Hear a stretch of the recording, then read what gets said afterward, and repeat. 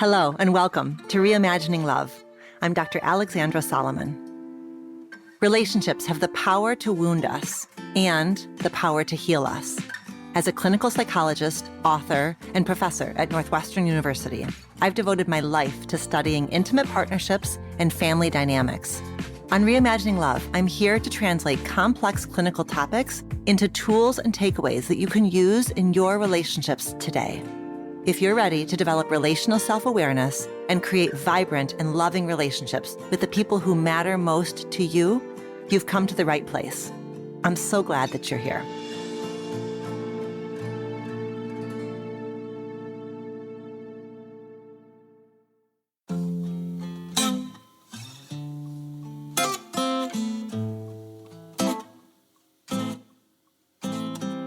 Hi there. Before you hear today's episode, which is a re-release about family of origin roles, I wanted to orient you to what's coming up on the show over the next few months and why we are revisiting this particular episode today. As longtime listeners of Reimagining Love know, one of the main goals of this show and of my work more generally is to help people connect with and understand what I call little you. Little you is the young person that you were in your family of origin. Why do we focus on our younger selves? Well, because for better or for worse, it's the case that our early experiences shape our beliefs about love, intimacy, trust, emotional safety, interdependence, and relationships overall. And the cool thing is that through insight and self-compassion and practice, we can transform the negative impacts that some of those early experiences may have had on you, on your sense of yourself. We get to write new stories about who we are and what is possible for our lives. But to do so, it's important that we understand the position or the positions that we held in our family of origin, or what I and other folks in my field like to call our roles, the roles that we played when we were growing up. Over the next few months, my solo episodes here, which are going to drop in the first 2 weeks of each month, brand new ones, are going to dive into each of the 6 family of origin roles that I've identified within this framework.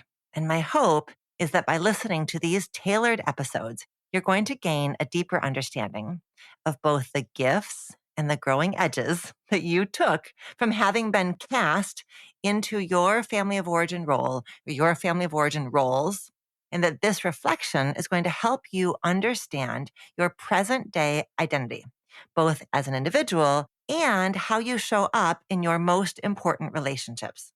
And even though you are likely going to identify primarily with only 1 or 2 of the 6 roles, my hope is that you're going to listen to all 6 of these unique role episodes as they air over the next few months, because you are likely to have people in your life, people who matter a lot to you, who identify with each and every one of these roles. And listening with the goal of gaining a better understanding of your partner or your family member or your friend is going to go a long way toward deepening those relationships. So today's episode is an overview of the concept of family of origin roles, as well as a brief run through of each of these roles within my framework. I'll talk about the function of each role in the family system, the specific gifts and the challenges or growing edges for folks who occupied each role, and then how they might show up in their adult relationships today. I'm also going to be directing you towards the role quiz, if you'd like to use that to help you identify which role or roles you may have fallen into as little you. As a reminder, you'll never hear me say that the sum total of who we are as people can be ascribed purely to family dynamics. Rather, this concept is a way for us to understand some early experiences and then some beliefs that we may have that we carry with us today that can limit us or constrict us or create blind spots that keep us from understanding the complexity of our relationship dynamics today. So I hope this refresher episode is helpful, and I'm excited for you to stay tuned for specific episodes on each role at the beginning of each month. We're going to have this series running through March, and I cannot wait to dive in with you.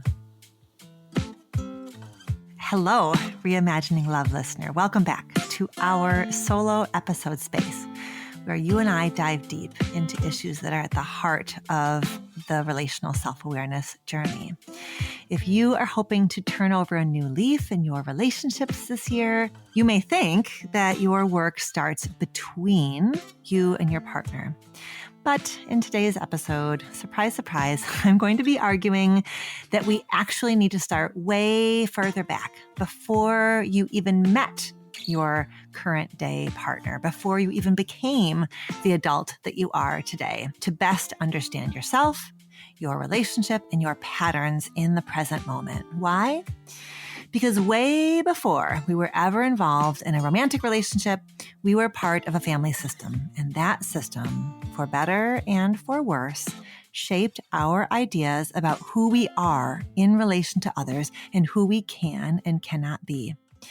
In our family of origin, we begin to craft the stories that we tell ourselves about who we are and who we are supposed to be. And then when we come into our present day relationships, especially our intimate relationships, these stories travel with us.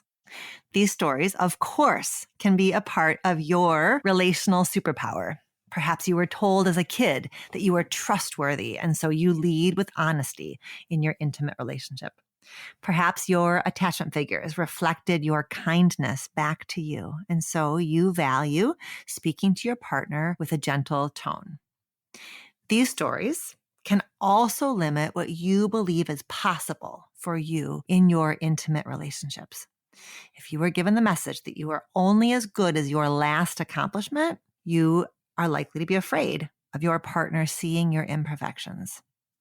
If your attachment figures were chronically stressed out, you learned how to go along without asking for help, leaving your partner today feeling like it's hard to connect with you even when you're obviously hurting. I work a lot with the language of stories because we as humans are such natural storytellers. In fact, back in the day, my dissertation chair at Northwestern University in grad school was Dr. Dan McAdams. And Dr. Dan McAdams is a personality psychologist. And he argues that the self is a story. That your personality, who you are as a person, is actually best understood via the stories that you tell about your life, yourself, your relationships, your experiences. And he, in fact, has decades of research that highlight that the stories we tell about our lives shape our mental health and shape our relational health.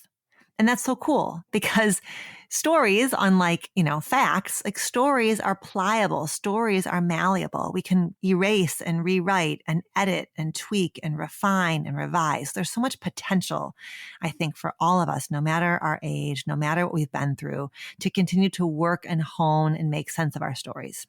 So what I want to help you understand is the stories that you carry and how those stories shape how you experience your relationships today, how they become the pair of glasses through which you view your relationship.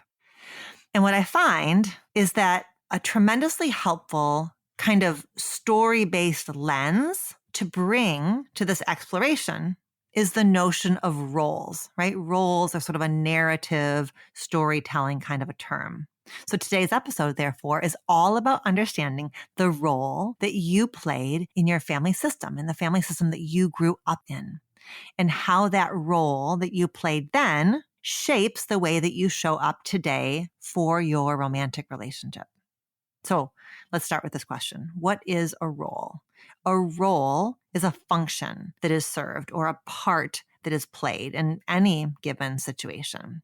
A role is the sort of organizing principle that a person brings to the dynamic they're in, right? The role of the server at a restaurant, the role of the doctor in a room with a patient, right? Their role is sort of like the framing, the organizing principle that shapes your attitude, your positionality, how you are viewed by others, how you view yourself. It's a thing that we put on, a kind of organizer. A family is a system, like a workplace is a system. A family is a system that is made up of parts. There's the parental system, there's the sibling system, and those different systems have functions, and different jobs and different responsibilities and different roles. And what we know is that when a family system is functioning well, the little people in the family are able to show up in all kinds of flexible ways, sometimes quiet, sometimes boisterous, sometimes silly, sometimes serious. There's a lot of adaptability, movability, flexibility. When a family system is functioning well, the kids are able to ask for what they need, whether that's food or attention or comfort. The kids are able to make mistakes and remain connected to the people who matter most to them. However, when a family system is under stress, one of the consequences of stress is a loss of flexibility. And that stress could be the stress of poverty, the stress of addiction, the stress of marital strain, the stress of unhealed trauma, or the intersection of all of those things. Under stress, we become rigid. Individuals become rigid, systems become rigid. It's a fear-based response, that kind of I feel it in my body right now as I'm saying it, right? Under stress, we sort of clench up, we tense up. That happens within individuals and it happens to systems. It's like the stuff is hitting the fan. Just find your lane, stay in your lane, hunker down, simplify, streamline, reduce complexity for the sake of survival. It's a survival response. It's a fear response. And so the process of assigning people, especially kids, into roles when a family system is under stress is an attempt to create stability. It's in some ways, sort of paradoxically, it's an adaptive response. It's a way of adapting to stress. It's a coping strategy. It's a necessity, but it also is a necessity that comes with a cost. It's necessary because kids absolutely need to belong by any means necessary, even if that means sacrificing essential parts of themselves. If you've been listening to the show for a while, you know that I always quote the wonderful teacher and clinician, Dr. Gabor Mate, where he talks about kids forever being willing to trade authenticity for belonging, right? Kids will step into a role, a little narrow box of a role, in the hopes of creating stability because survival depends on it.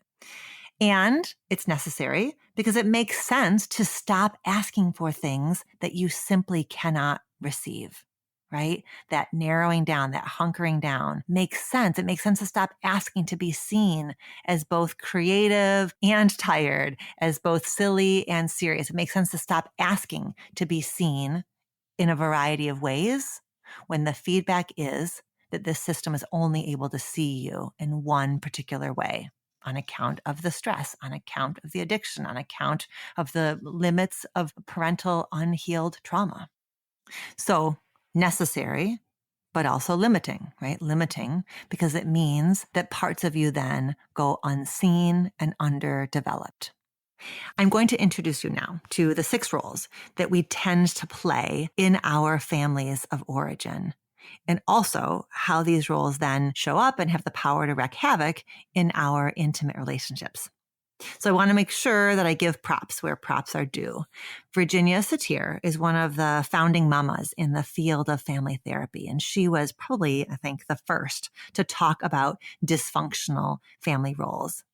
And then additionally, Claudia Black and Sharon Wegscheider-Cruz are also 2 clinicians who have written extensively about roles, specifically roles in families where a parent is struggling with addiction. So the way that I'm about to operationalize these 6 particular roles emerge from and is informed by that earlier family systems work. So I call these 6 roles the perfect one, the easy one, the struggling one, the peacemaker, the parentified child, and the rebel. And I'm going to unpack each of those roles in a moment. If you grew up in a relatively steady family of origin, you might end up seeing yourself in a few different roles. And that's because you likely got to show up in a lot of different ways, exploring lots of different aspects of yourself, exploring lots of different sort of dynamics that get going in relationships. Whereas if you grew up in a family of origin that struggled and that was led by a lot of fear, I think you're going to be more likely to see yourself predominantly in one or two of these roles.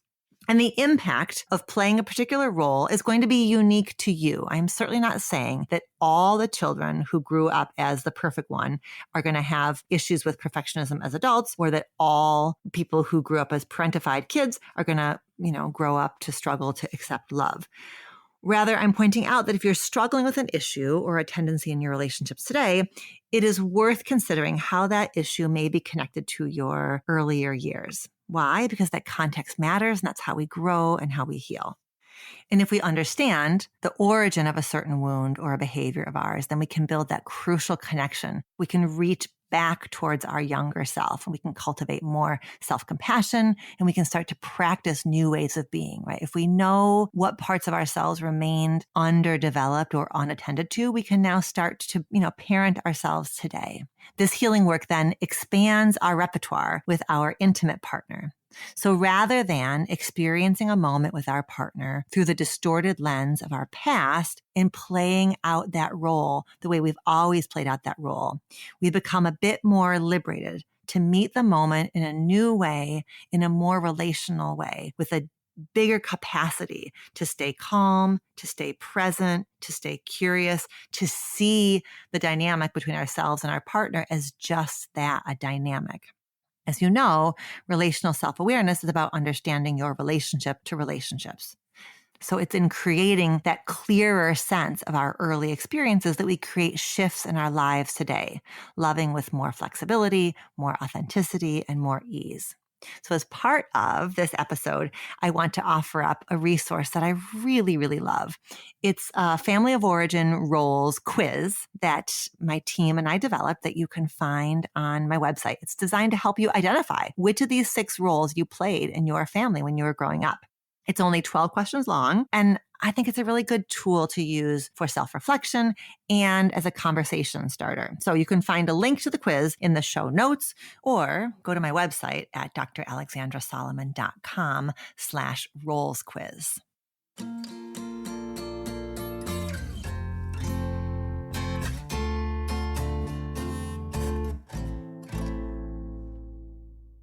Here on Reimagining Love, I love that we are a community of learners. We talk a lot about how essential it is to bring curiosity and humility into our intimate partnerships. And I love that you come back here week after week to learn relational skills and broaden your understanding of family dynamics and intimacy and the psychology of relationships. With all that in mind, I am absolutely thrilled to tell you about a new offering from Masterclass, the only streaming platform where you can learn and grow with over 200 plus of the world's best. Over the last few months, I have partnered with Masterclass to co-teach a brand new class with the Daily Stoic podcaster and philosophy powerhouse, Ryan Holiday. The class is called Using Ancient Wisdom to Solve Modern Problems, and we had so much fun creating and filming this class. Ryan, along with College of Charleston philosophy professor, Dr. Jennifer Baker, filmmaker, speaker, author, and former Navy SEAL, Remy Adeleke, and me, teach you how to use ancient wisdom to improve your life today. Relationship issues, work burnout, remaining mentally tough. These may seem like modern challenges, but they're nothing new. So, drawing from different philosophies, we share the ways to build resilience, to connect more meaningfully, and to open yourself up to personal growth. Lessons include how to give and receive feedback, be honest with yourself and others, respond to situations with clarity, and find time for solitude. And as a Reimagining Love listener, you know that all these skills are essential when it comes to building relationships and a life that you're proud of. If this class sounds up your alley, I hope you'll go to www.masterclass.com/Alexandra Solomon and join us. For just $10 a month, an annual membership with Masterclass gets you unlimited access to every instructor. You can make new habits with New York Times bestselling author James Clear. You can learn to think like a boss with Martha Stewart. You can learn tennis skills with Serena Williams. You can improve your physical and mental well-being with leading gut health experts. You can build stronger relationships with renowned psychotherapist and Reimagining Love guest, Esther Perel. And the classes really make a difference. 88% of members feel that Masterclass has made a positive impact on their lives. Plus, every new membership comes with a 30-day money-back guarantee. Don't wait another moment to start your learning journey with Masterclass. Visit www.masterclass.com/Alexandra Solomon to start learning today. Okay, so before I unpack the roles, just a quick review of a couple of important terms I'm going to use here. If you've been listening for a while, these terms are not new. Your original love classroom. Your original love classroom is just your family system, the system you grew up in, your family of origin. It's where you first witnessed and experienced relationships modeled by the people who raised you.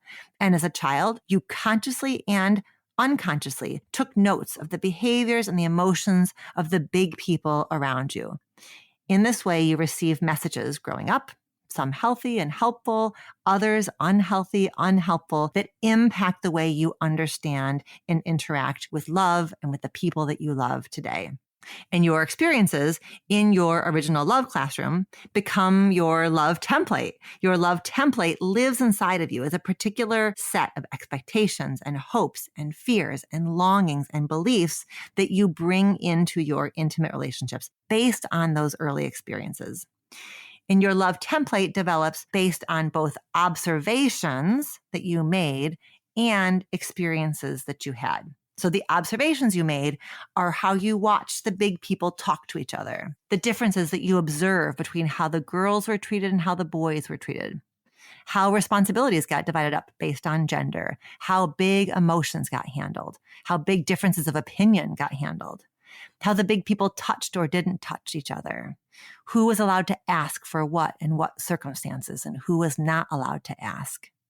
And then experiences, the experiences that you had also become part of your love template. And that's about how the big people in your family talked to you, talked about you, and treated you. So the experiences might include what you were allowed to ask for and what you were not allowed to ask for, the feelings of yours that were tolerated and celebrated, and the feelings of yours that were shut down or ignored, what you were praised for, what you were punished for, how you were touched and in what contexts, who you were told you had to be based on your sex and gender, and who you were told that you could not be or should not be based on your sex and gender. Okay, so let's dig in to these 6 common roles that kids tend to play in their families of origin. So for each of these roles, I'm going to talk about 3 elements.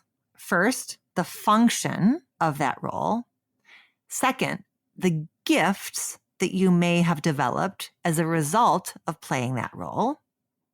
And third, the challenges or the growing edges that you may have as a result of playing that role. I really like that way of spelling it out because it's saying, okay, there's this role, but please remember that any role you played was tied to a function. It was you trying to serve a purpose on behalf of your family system. It was you trading authenticity for belonging and for survival. I really also think it's important to include the gifts because I want us always to know that, as you've heard me say, our gifts and our wounds are next door neighbors. So I think that focus on gifts helps us really see ourselves as whole and helps us kind of hold that nuance. And then, of course, the growing edges or the challenges that emerge from that role. Okay, so role number 1, the perfect one. So it's actually quite helpful for a struggling family system to have someone play the part of the perfect one. Why? Well, the function of the perfect one is the perfect one sort of reminds the family that we must be okay. Right? If I've got straight A's, we must be okay. If I'm a superstar athlete, we must be okay. So the perfect one sort of shows the outside world and shows the big people like, hey, things aren't that bad around here. Look what I'm able to do. The gift that emerges from playing the part of the perfect one is you tend to be able to perform at quite a high level. You tend to be quite competent in an area, like you know how to drive yourself, how to push yourself, how to strive, how to accomplish. And then the next door neighbor, the challenge or the growing edge that goes along with the perfect one, is oftentimes that perfect one expects as much from others as they do of themselves. They can be a bit exacting, a bit impatient, sort of projecting, like, I'm used to talking to myself in this way, so of course I'm going to be at risk of talking to you in this very same way. The second role is the easy one. Again, for a family system that is struggling, it's really helpful to have an easy one. The easy one is like, it's okay. Don't worry about it. It's cool. It's fine by me. You guys go ahead. Whatever is good. I can work within that. So the function of having an easy one is an easy one reduces stress on the big people. The easy one is like the opposite of the squeaky wheel gets the grease. This is the wheel that just kind of oils itself, right? It's just like, no, it's okay. I'm okay. The gift that comes from having been the easy one is easy ones tend to grow up to be people who are flexible, who are adaptable, who are independent. They're kind of used to doing for themselves. And there's some gifts in that. There's some gifts in being able to put yourself in a situation and be able to kind of find a way through it. The growing edge or the challenge is if you grew up as an easy one, it might be really difficult for you to be vulnerable and certainly difficult for you to ask for help. Easy ones in romantic relationships tend to turn two-person problems into one-person problems, right? Because they're so unaccustomed to asking for help. They sort of want to be alone and figure something out on their own. And that can be a source of distance then in a couple relationship. Okay, the struggling one. This is the third role. In the field of family therapy, we call this an identified patient or a symptom bearer. Sometimes in a family system, there's one person who's acting up or acting out. And there's a way that doing that, being the symptom bearer, kind of organizes the big people. The big people or the whole system, in fact, gets sort of organized around the common goal. The common goal is getting the struggling one to be different, getting the struggling one to settle down, getting the struggling one to get better. And this is challenging, of course, because there are actual mental health challenges. There are actual learning disabilities. There is actual neurodiversity. So I think that there can be a kind of confusing intersection here of having, for all of these, frankly, of what are the kind of organic or innate personality tendencies or neurological tendencies intersecting with family systems. I would never, ever, you'll never, ever hear me say that the sum total of who we are as people can be ascribed to family dynamics. No, family dynamics are a big part of it, but there's also temperament. There's also, how spirit made us. There's also other elements that kind of go into who we are. So I want to just make sure that we hold onto that complexity. So the identified patient or the struggling one organizes the family system around this common goal. The gifts that can come from growing up as a struggling one, that you oftentimes learn self-advocacy because you've had to face some adversity. You've got some self-awareness. You understand yourself perhaps a bit better than you perhaps otherwise would. And the resilience from having had to maybe work harder than your siblings did, or, just go through a bit more struggle and challenge than the kids that you grew up with. The challenge from this role of the struggling one can be that there may be some dependency on others, some difficulty seeing your own strength, some difficulty feeling like you can actually do it on your own, and maybe some difficulty standing up for yourself. If you're used to people helping you because that's what helps the family feel cohesive, it may be hard for you to say, it's okay, you guys, it's okay. I've got it. I can stand up for myself. I can handle myself. I can take care of myself, because there's a way that your dependence offered the big people a path towards cohesion and meaning and purpose. The fourth role is the peacemaker. So the peacemaker is the one who kind of gets right in between the big people who are fighting and settles them down. It's an active role. And the function of having a peacemaker is that you are there to create some family unity. You're there to help the sides understand each other. You're there to broker a treaty. The gifts that come from having played the role of the peacekeeper is you are oftentimes compassionate. You oftentimes are really there to protect people who need protection. I think peacemakers maybe tend towards law enforcement and the justice system. Like, you're there to sort of like calm the scene down. Peacemakers also become quite collaborative. They know how to help the sides, see the benefit in the other one's perspective. And the challenges or the growing edges for peacemakers tend to be suppressed anger, right? You were there in the line of fire, so you never got to be angry yourself. You had to push down your anger to help other people be calm. And right next to that is difficulty identifying your own emotions. Peacemakers are sort of lying in wait. They're waiting to see if stuff's going to hit the fan. They're sort of so keyed into the big people's feelings, or they were so keyed into the big people's feelings that they never really developed that ability to attend to their own emotions. So then the challenge is difficulty identifying your own emotions. The fifth role is the parentified child. The parentified child is the one who's sort of the family's counselor, the one who gets triangulated in, meaning that you get kind of stuck, again, sort of similar to the peacemaker. The parentified child is also kind of stuck in between the big people. But my distinction here is where the peacemaker was kind of running interference. The parentified child tends to be a source of comfort and validation for one parent primarily. And it's a role much more of like empathy and comfort versus kind of actively calming people down. So the parentified child is there to empathize with the challenges that the big people are facing. Again, that role serves a function. But, a parentified child who is doing their role will end up making the parent feel better. Their listening ear actually feels like a source of comfort to a stressed out parent. It's inappropriate, but it is sometimes things can be inappropriate and still work, right? So there was a function to that role. The gift here is a gift of empathy, of patience and gentleness. A lot of parentified children grow up to be therapists. There is no surprise there. Those dots practically connect themselves. The challenges or the growing edges of having been a parentified child are that parentified kids tend to have difficulties with boundaries. It is like, I don't even know the difference between my business and your business. I'm so used to being in other people's business that I don't even really actually know where my lane is. And along with that can be that need to be needed, that way of shoring up your own self-worth by being helpful and necessary to the people around you. And again, being helpful and necessary isn't really intimacy. So in an intimate relationship, then that can look like a lot of over-functioning. I'm going to feel my feelings and my partner's feelings. I'm going to be too responsible to my partner, too responsible for my partner. Okay, finally, the rebel.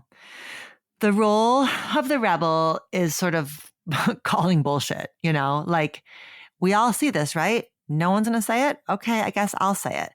The rebel calls it like it is. Why is that necessary? That seems like it's actually disruptive, but I think it's necessary because there are times that a system needs to sort of be snapped back into reality or sort of awaken from its slumber. So the rebel is there to be like, calling stuff like it is and saying the things that nobody else will say, doing the things nobody else will do, almost like a protective guardrail for a system. And here again, we see the gifts of like leadership and a kind of ferocity, like a kind of fearlessness that can be a gift. And then the challenge or the growing edge is this sort of hypervigilance, like how do you ever join a system, even a couple system, if you are so used to standing outside of it and observing it?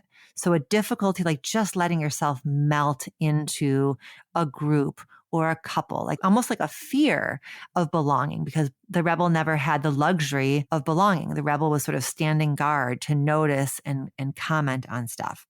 So a difficulty connecting because of that need to be different, because of that need to set themselves apart from what's happening in the family system. Okay. So I know that was a lot. So as you listened to those descriptions, though, I have a hunch that one or maybe two of those felt particularly familiar to you. So this could be a good moment if you want to pause this episode and go and take that quiz, the Family of Origin role quiz. It's in the show notes. There's a link in the show notes. And I want you to see if your instinct aligns with the results of the quiz. If you end up getting a different result than the one you expected, just get curious. Like, what are there elements of truth in both of those? What are the ways that you specifically disagree with the results that the quiz gave you? Like, just, rather than it being that like either you were right and I was wrong, or I was right and you were wrong, just be curious about why was your first hunch different than what the quiz showed up as. Okay, so I've presented now this distillation of roles. I presented it now to thousands of people over the last year. So I want to respond to the two most common questions that I've been asked after I present this framework. The first one is, what if I see myself in more than one role? And I think that you may very well see yourself in more than one role. Well, the first thing I'd say is take the quiz and see how that clarifies it.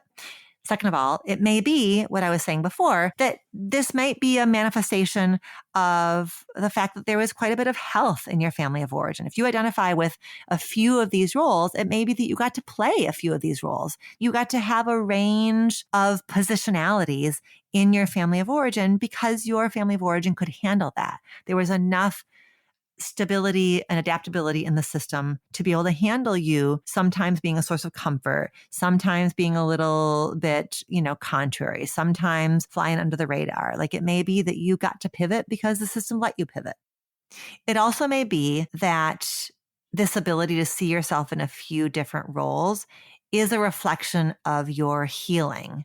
You might identify with more than one role because you've kind of earned some adaptability by working on yourself and working on your relationships. And then finally, of course, you may see yourself in more than one role because this is a heuristic.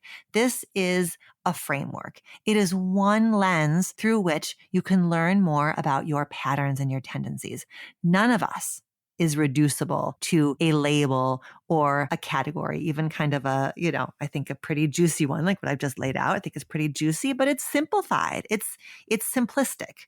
The point of this isn't to stick some capital T truth label on top of your head that holds the power to explain your whole life to you. The point of this is just to give you a little portal for exploration and for conversation. It's not a diagnosis. It's not a label that explains everything. Okay, the second question I get asked a lot is, what part of my childhood should I be thinking about when I reflect on these roles? And I don't think that there's a perfect moment that you should be thinking about. I really like the idea, frankly, of you identifying a role from elementary school, and then a role from early adolescence, and then a role from later adolescence. Why do I like that? Because the mere exercise of doing that, the mere exercise of thinking, who was I in elementary school? Who was I in junior high? Like, that exercise is an exercise in narrative coherence. When you pair a chapter of your life story with a role you played, that's you telling your story. You're piecing together a narrative of who you were. And research has found that creating coherence in your narrative, an understanding of why you felt what you felt, why you made sense of the events in your life the way that you did, that process is healing. Creating narrative coherence is healing. Making sense of the past opens up new possibilities for today. That's frankly the heart of what we do in therapy, making sense of our stories. So just explore and play and see what you come up with. What I've also found is that people can play one role during one stage of their growing up and another role in another stage of their growing up. And your role may have changed in light of a significant event in the life of your family. Maybe there was a divorce or a death, or an older sibling moved out, or a younger sibling was born. So if you were, for example, the perfect one when your dad was battling addiction, and then your dad got sober, that role that you played, that perfect one role, may have gotten to fade into the background as he was practicing his recovery. And it may have made some space then for you to take on another role, or it may have lessened the need for you to be in a particular role.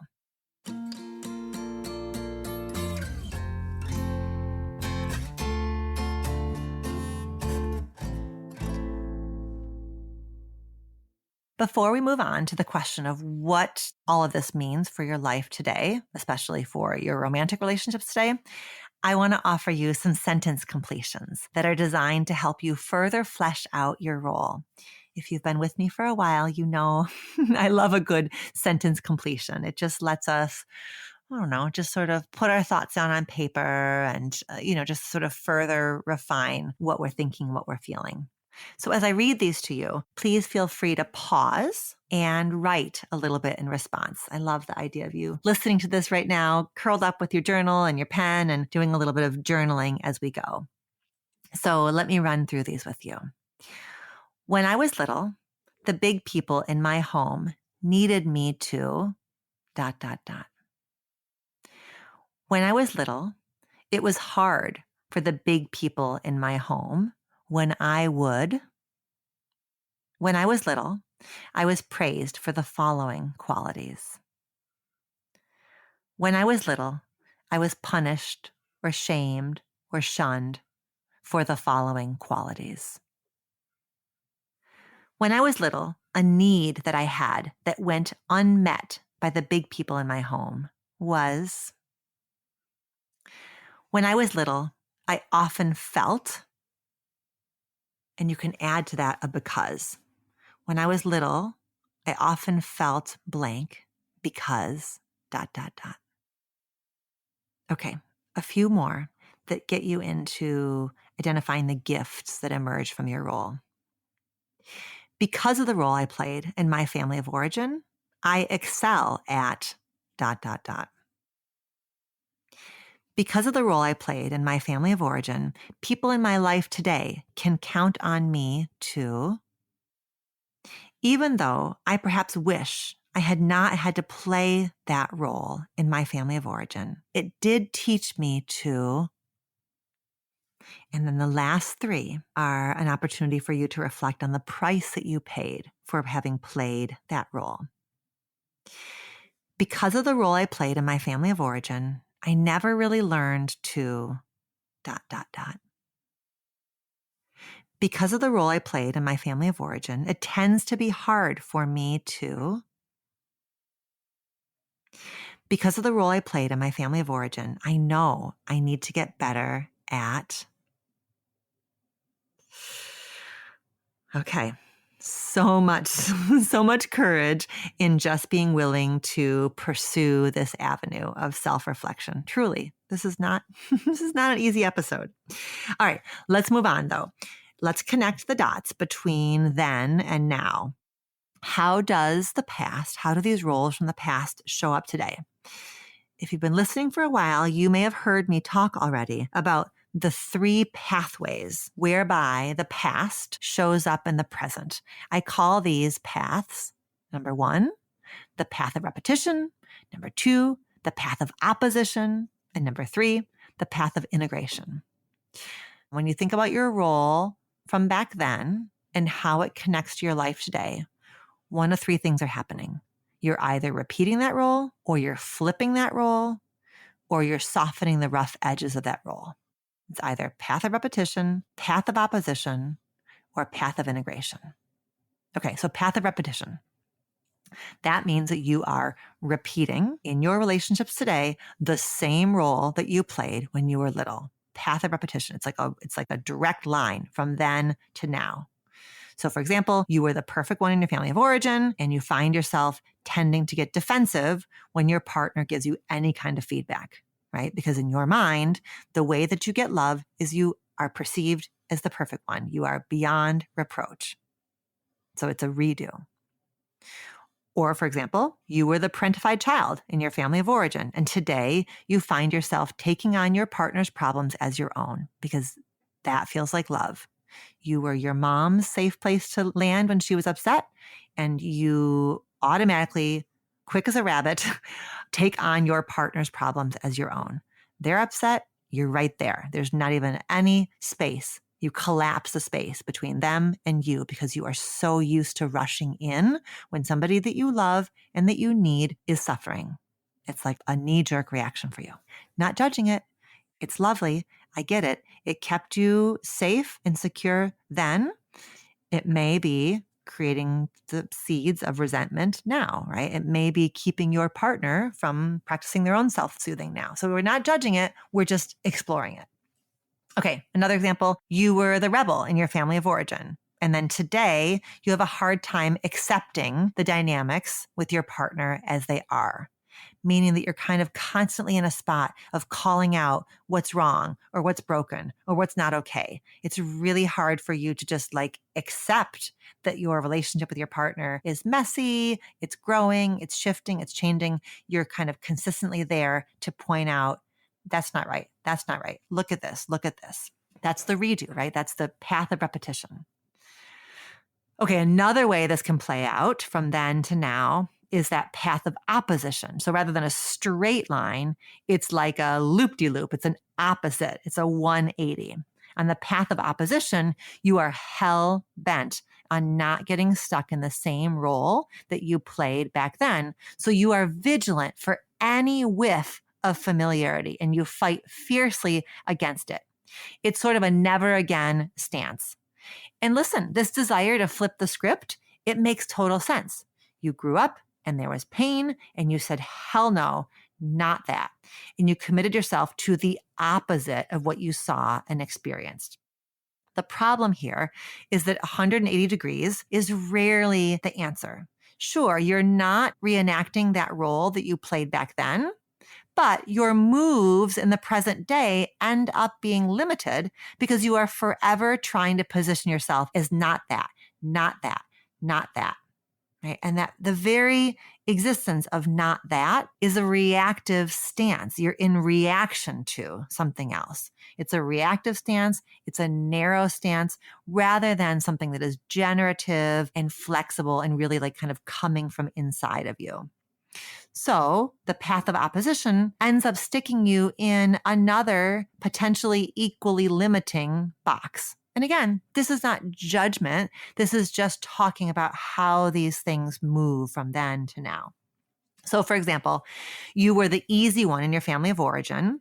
So in your intimate relationship today, you are very aware, very, very aware of which of your needs are being met and which of your needs are not being met, right? You're tending to that always. You're like, hell no, never again am I going to, bite my tongue for the sake of peace. And so the 180 is that, your partner needs to know everything you need right now, right now, right now. Another example would be if you were the struggling one in your family of origin, in your intimate relationship, then you can be really sensitive to feeling like a relationship challenge is being put at your feet. You can be really sensitive to that idea or any kind of whiff or idea that this is happening because of you. Finally, if you were the peacekeeper in your family of origin, in your intimate relationship today, you may shut down or withdraw when your partner brings you problems, especially problems external to the two of you. If your partner has got a workplace drama or a problem within their family system, you may shut down, pull away, and be really resistant to engaging around it because, again, it's that like, no more, never again. I've put myself in the middle of way too many dramas in my life. I'm out of here. So it's that idea, once again, of that like 180. Path 3 is the path of integration. This is the path we walk when we understand the role that we played when we were younger and when we begin to step out of it mindfully and intentionally, when we begin to nurture those long lost parts of ourselves, when we understand the gifts and the limitations that existed within our family of origin, the ways in which we were seen, the ways we were ignored, the parts of us that were celebrated, the parts of us that were neglected. So this is you. This is the work that you are striving to do right here, right now with me. Your engagement with Reimagining Love week after week moves you toward that path of integration. It softens the edges of those roles. It expands you. And that path of integration liberates us from the old ways. It's like we say thank you. We say thank you to the role that we played at the time we had to play it. And we put that role into retirement and we reclaim lost parts of ourselves and we create new possibilities today. So what does this all mean?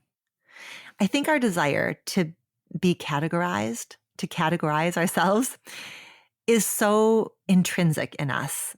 it's what we see. It's like our pull towards zodiac signs. It's our pull towards love languages. It's our pull to those quizzes that used to be on the backs of magazines and now they're wherever on BuzzFeed. I think we're drawn to those because they create in us a feeling of belonging, a sense of being seen. I think these categorizational systems help us make sense of the complexity of the world around us and the complexity of what's going on inside of us.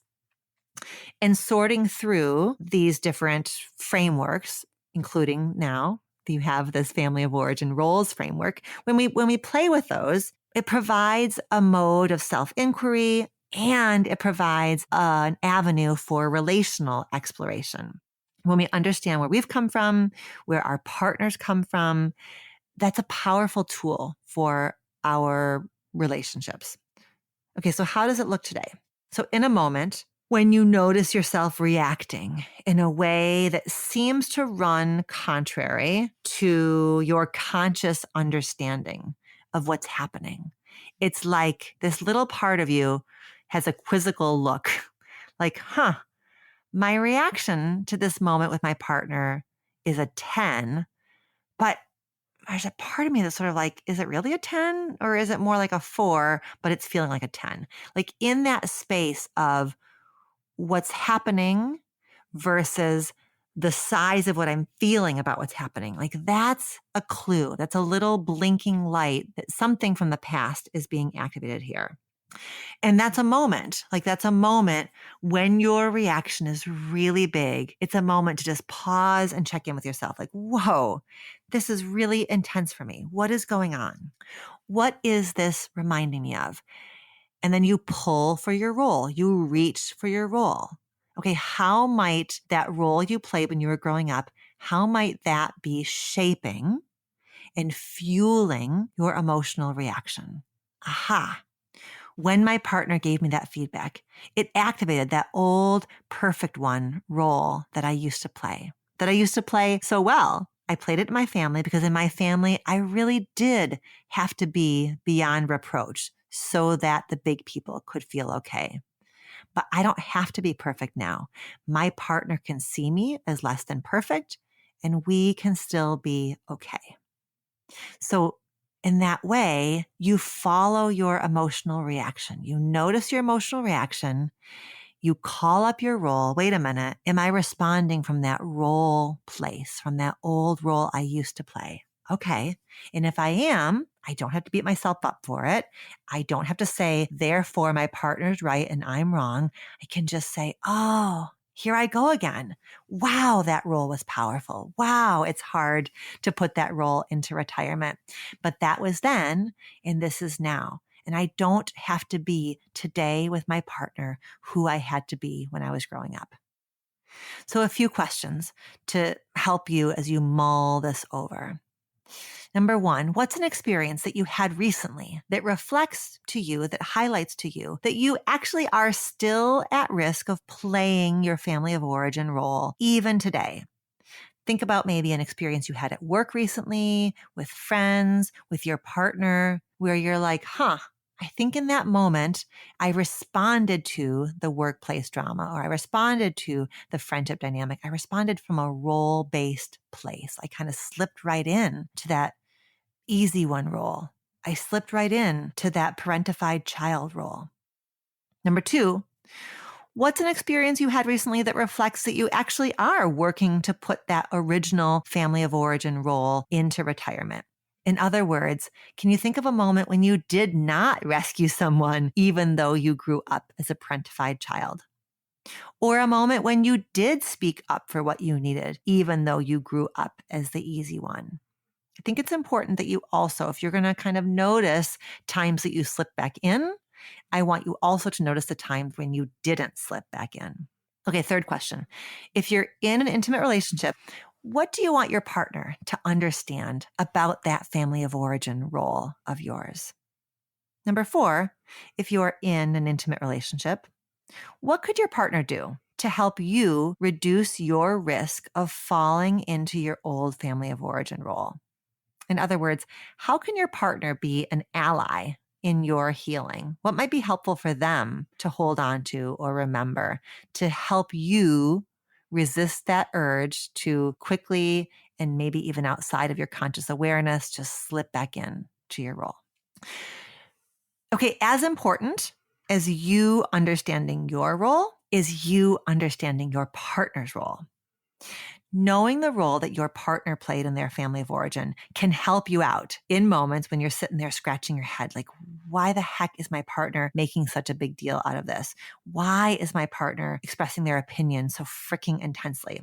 Or when you're watching your partner become judgmental or grow rigid. You can understand them more deeply by understanding the role that they had to play when they were little. And when you do that, you can feel less frustrated in the face of their emotionality. You can feel less confused about their response. That is looking like a role-based response to me. Understanding the role your partner played in their family of origin can also help you do your part to create more emotional safety between the two of you by just helping you be aware of their growing edges. I want to be super clear. I'm not asking you to tiptoe around their wounds. I'm not asking you to be so perfect that you never activate their old wounds, that your behavior is such that they never, ever, ever are at risk of slipping into that role-based behavior. I'm not asking for that. I'm just asking you to stay curious. How might this moment of intensity be a reflection of pain from their past?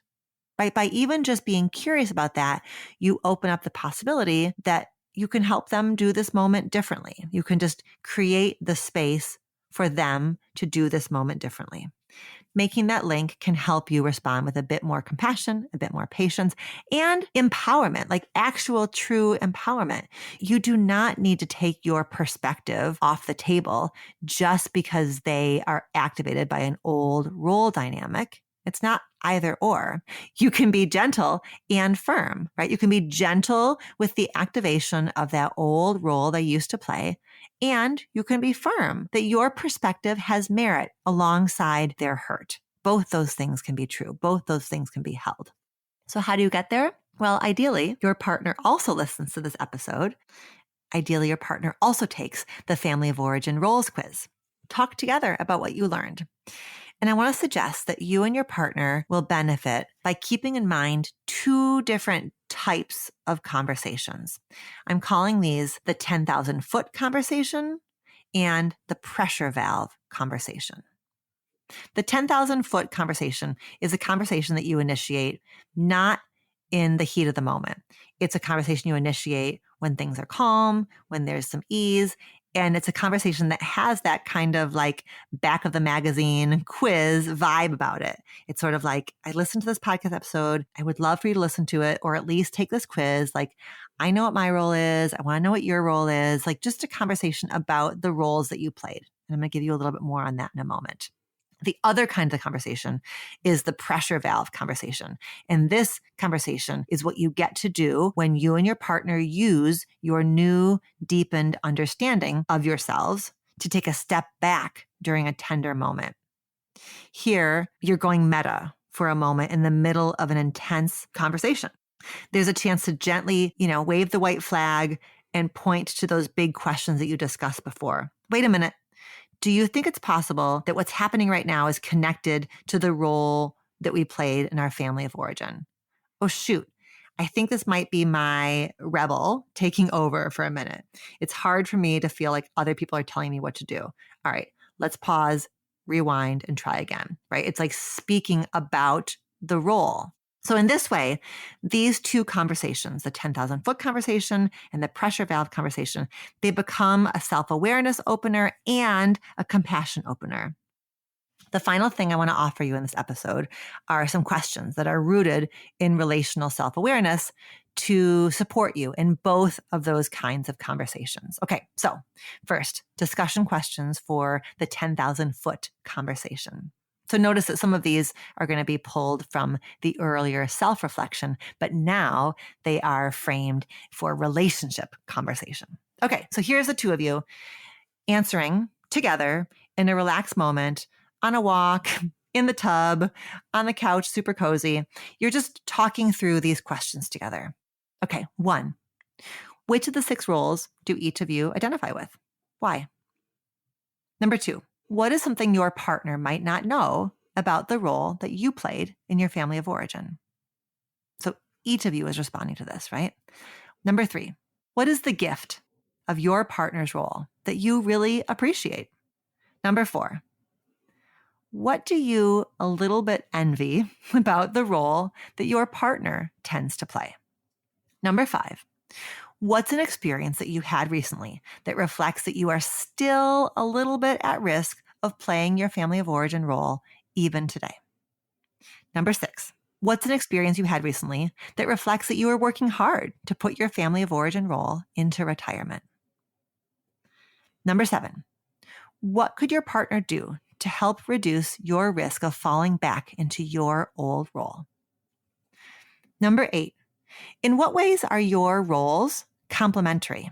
In other words, how do each of your roles bring out the best in each other? Number 9, in what ways do your roles collide? In other words, how do your roles tend to fuel misunderstanding or judgment between the two of you? Number 10, during a conflict, what do you want to remember with loving kindness about the impact of your role on the relationship dynamics? Number 11, during a moment of conflict, what do you want to remember with loving kindness about the impact of your partner's role on your relationship dynamics? Okay. I just love the idea of the two of you working your way through those questions and each of you sharing your thoughts and your musings on each of those. In terms of that pressure valve conversation I was mentioning before, how can you and your partner make use of this family of origin roles language when things are getting tough between you? I want you to remember your reflections on how your roles collide, right? So in a moment of calm, if you're talking about, I think sometimes our roles can collide because I start to feel like I'm doing everything and you're doing nothing, but that's my role talking. Then hopefully, possibly, maybe in the heat of the moment, the two of you can be like, aha, here we go. This is our role colliding. I'm the easy one, so I'm hunkering down and slipping under the radar, but you are the parentified one, so you're trying to do everything for both of us. You're working overtime for both of us. It's sort of like, wait a minute, how are our roles getting kicked up right now? Also think about, what do you each want to remember right now? So in the heat of the moment, can you say, okay, what do we need to remember? What do we need to remember? How's our role sneaking up? Can you pause? The pause is so important. So in the heat of the moment, the pressure cooker strategy might just be asking for a pause. Can we please pause? That pressure cooker skill of being able to speak about the roles is just try to say something. Try to say something about roles in the heat of the moment. For example, my easy one is feeling so confused and frustrated by you being so firm and clear in expressing your needs. Or my struggling one feels like you're making this all about me.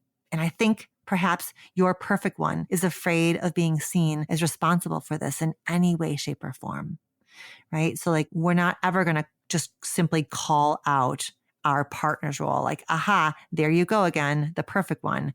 It needs to be a pairing of, I think this is happening for me, and I think this is happening for you. Or my parentified child is feeling like, here we go again, it's all on me.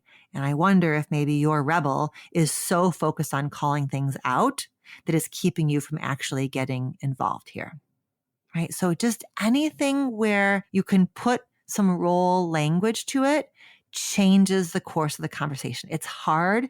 It's really hard. It's going to take practice. It's going to take stumbles and pauses and redos.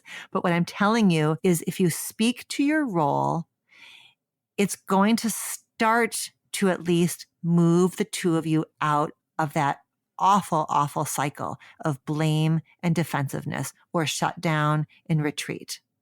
It moves the conflict from me versus you to my role is getting all flustered by your role, and your role is getting all activated by my role.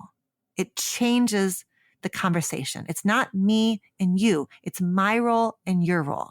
Do you hear the difference? It's putting a little bit of space between the two of you by talking about the roles. And any move that we make that helps us step out of me versus you is a move that we make toward connection, toward empathy, toward mutual understanding. Okay, my goodness, we did it. If this exploration brought up some painful memories for you, I want to remind you of two very important things. First, I want to shine again a light on the importance of understanding the past, the context, the stories. I mean, it's hard work, but it's vital work. Our childhood experiences are the first chapters of our lives, and understanding them helps us see the bigger story of our lives. And when we do that, we can look back to see both where we came from, but also how far we've come.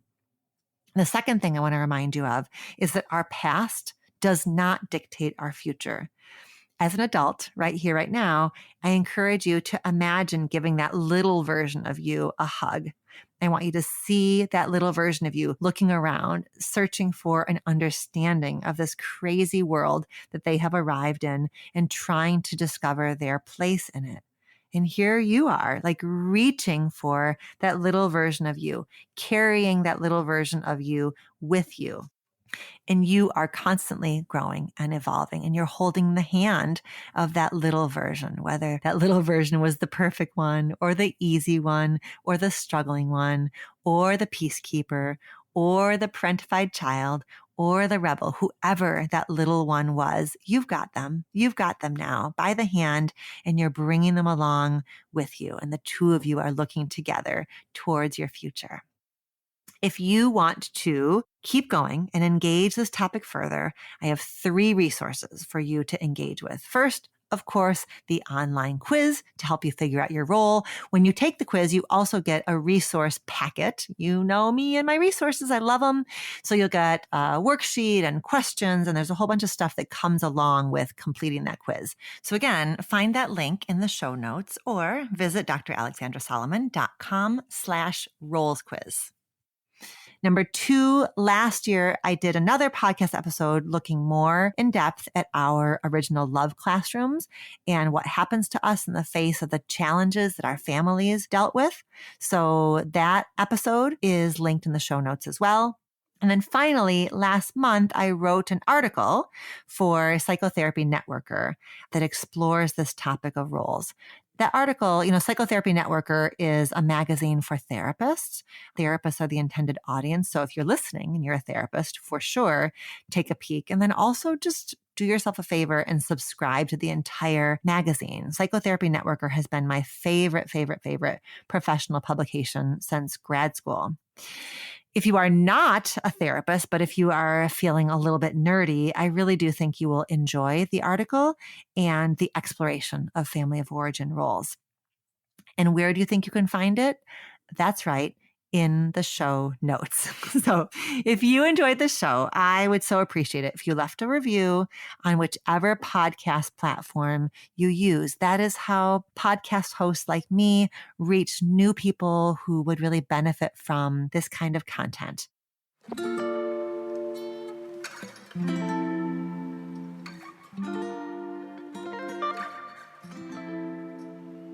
Okay, I am sending you tons of love as you do this difficult, eye-opening, healing work of understanding your past and growing relational self-awareness in the process. So until next time, be well.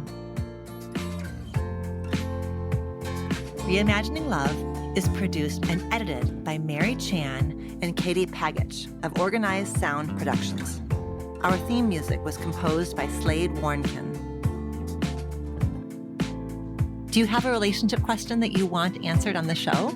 Visit reimagininglove.com to send in a written or audio question. Questions can be about intimate partnerships, family relationships, friendships, you name it.